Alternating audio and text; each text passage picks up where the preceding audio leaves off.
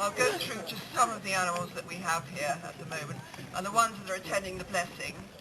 Phoebe was actually born on Shakespeare's birthday 25 years ago, and she's always had very, very bad feet from the start, which have to be picked out regularly every day, and she's recently, because of her age, had to have her teeth done because she was having trouble eating as well, so a very nice vet came and did those.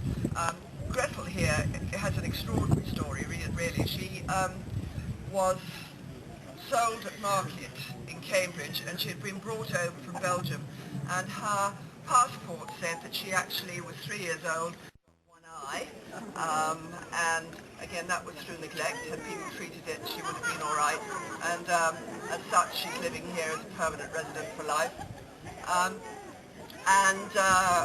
Other casualties are little Jill, who's a very deformed pony, but we're told by the vet that that won't stop her living a long life, so that's good.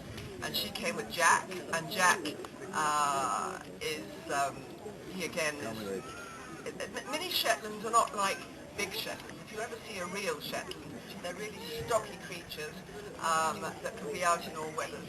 And this little mini Shetland, he had bronchitis and nearly died, and more recently he had an abscess, which again they couldn't operate because he was too young and the anaesthetic could have killed him, so they managed to deal with that without actually operating. So it's an ongoing thing with the animals, as I say, the expenses. And Helen here is in charge of the animal stall over there, and there's a big thing up there saying about sentient animals.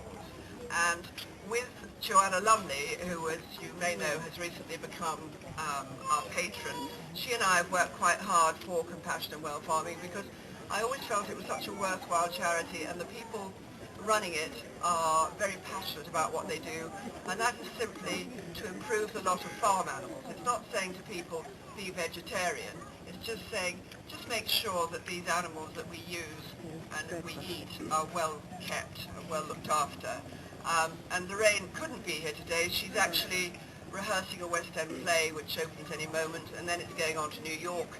But she has written to say it's an incredible thing you do, and you know, my best to all the helpers and to all the people who are coming to support you. I wish I was there, and I hope... The devil's walking parody of all false things. The tattered outlaw of the earth, of ancient crooked will, starve, scourge. He rides me, I am dumb. I eat my meat. Fool, for I also had my hour, one far fierce hour and sweet.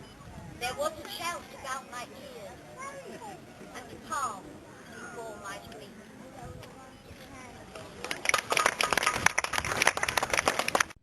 All along the back water, through the rushes, ducks are dabbling, up the tails all, duck's tails, drake's tails, yellow feet in the river, yellow bills all out of sight, busy as the river, slushy green undergrowth where the roads swim. Here we keep our Nana, cool, dim. Everyone for what we like. We like to be heads down, tails up, dabbling free. High in the blue of our swift, whirling fall. We are a dabbling up, tails all. On shallow straw, in shadeless glass, huddled by empty bowls, they sleep. No dark, no dam, no earth, no grass. Ma'am, get us one of them to keep. Living toys are something novel, but it soon wears off somehow. Fetch the shoebox, fetch the shovel. Ma'am, we're playing funerals now.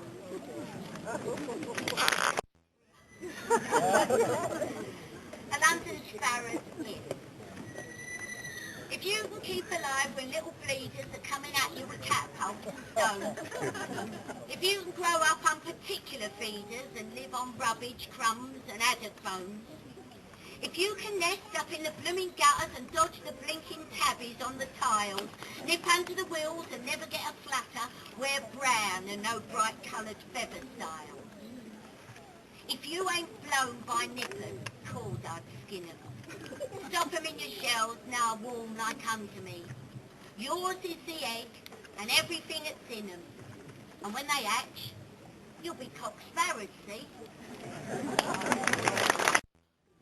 It's called From Some of Myself by Walt Whitman. I think I could turn and live with animals. They are so placid and self-contained. I stand and look at them long and long, and comfort them. They do not sweat and whine about their condition. They do not lie awake in the dark and weep for their sins. They do not make me sick discussing their duty to God. Not one is dissatisfied. Not one is demented with the mania of owning things. Not one kneels to another, nor to his kind that lived thousands of years ago. Not one is respectable or industrious over the whole earth. Now I'd like to hand you over to the Reverend Alexandra Bastedo.